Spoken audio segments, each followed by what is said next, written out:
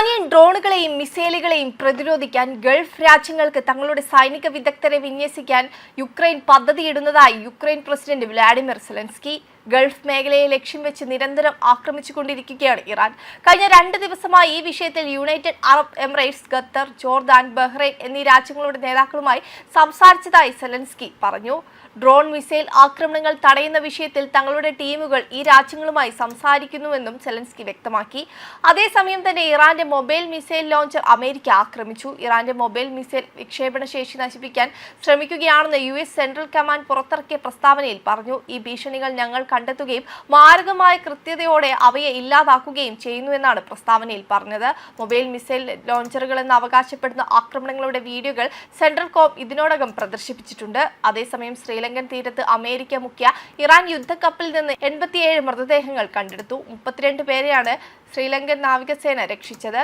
American സൈനിക അന്തർവാഹിനിയിൽ നിന്നുള്ള torpedo ആണ് IS സേന തകർത്തത്. വിശാഖപട്ടണത്ത് നടന്ന സൈനിക അഭ്യാസത്തിനു ശേഷം മടങ്ങിയ കപ്പൽ തകർത്തതിൽ ഇതുവരെയും ഇന്ത്യ പ്രതികരിച്ചിട്ടില്ല. അതേസമയം ഡൊണാൾഡ് ട്രംപിന്റെ യുദ്ധാധികാരങ്ങൾ കുറയ്ക്കാൻ ലക്ഷ്യമിട്ടുള്ള പ്രമേയം അമേരിക്കൻ സെനറ്റ് വോട്ടിനിട്ട് തള്ളി. ഗൾഫ് മേഖലയിലേക്ക് ഇറാന്റെ മിസൈൽ ഡ്രോൺ ആക്രമണം 6ാം ദിവസവും തുടരുകയാണ്. ഇന്ത്യയിലെ വിശാഖപട്ടണത്ത് നടന്ന മിലാൻ 2026 ബഹിരാഷ്ട്ര നാവികാഭ്യാസത്തിൽ പങ്കെടുത്ത ശേഷം ഇറാനിലേക്ക് മടങ്ങുകയായിരുന്ന മാർച്ച് ക്ലാസ് യുദ്ധക്കപ്പൽ ഐറിസ് സേനയാണ് അന്തർവാഹിനി ആക്രമണത്തിൽ തകർന്നത്. ശ്രീലങ്കൻ തീരത്തിനരികെ സംഘർഷം വ്യാപിച്ചതിൽ നിരവധി ശ്രീലങ്കൻ നേതാക്കൾ ആശങ്ക രേഖപ്പെടുത്തിയിരുന്നു. അതേസമയം അമേരിക്കൻ സൈന്യം ഇന്ത്യൻ തുറമുഖങ്ങൾ ഉപയോഗിക്കുന്നു എന്ന വാർത്തകൾ വ്യാജമാണെന്ന് ഇന്ത്യൻ വിദേശകാര്യ മന്ത്രാലയം ഇന്നലെ വ്യക്തമാക്കി.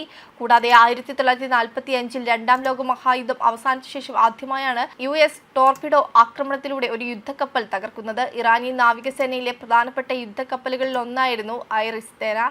ബുധനാഴ്ച ശ്രീലങ്കയുടെ തെക്കൻ തീരത്ത് വെച്ചാണ് 180 പേരടങ്ങുന്ന ഒരു ഇറാനിയൻ നാവിക കപ്പലിന് നേരെ US ടോർപിഡോ അറ്റാക്ക് നടത്തിയത്. കപ്പൽ കടലിൽ മുങ്ങിയതായി 32 പേരെ രക്ഷപ്പെടുത്തിയതായി വാർത്താ ഏജൻസിയായ റോയിറ്റേഴ്സ് റിപ്പോർട്ട് ചെയ്തിരുന്നു. ഇറാൻ പരമോന്നത നേതാവ് ആയത്തുള്ള അലി ഖൊമേനിയുടെ വധത്തിൽ ദില്ലിയിൽ ഇറാൻ എംബസിയിൽ ദുഃഖാചരണവും നടന്നു. നയതന്ത്രർക്ക് അനുശോചനം രേഖപ്പെടുത്താൻ എംബസിയിൽ സൗകര്യമൊരുക്കിയിരുന്നു. എംബസിയിലുള്ള പുസ്തകത്തിൽ നിന്നും നാളെയും 9ാം തീയതിയും അനുശോചനം രേഖപ്പെടുത്താം. അതേസമയം ഇസ്രയേലും അമേരിക്കയും ഇറാനിൽ നടത്തുന്ന ആക്രമണങ്ങൾ 6ാം ദിവസത്തിലേക്ക് കടന്നിരിക്കുകയാണ്. തലസ്ഥാനമായ ടെഹ്റാൻ ഉൾപ്പെടെ 150-ലധികം ഇറാനിയൻ നഗരങ്ങളിൽ ഇതുവരെ ആക്രമണം നടത്തിയെന്നാണ് റിപ്പോർട്ട്. വെബ് ഡെസ്ക് കർമ്മ ന്യൂസ്.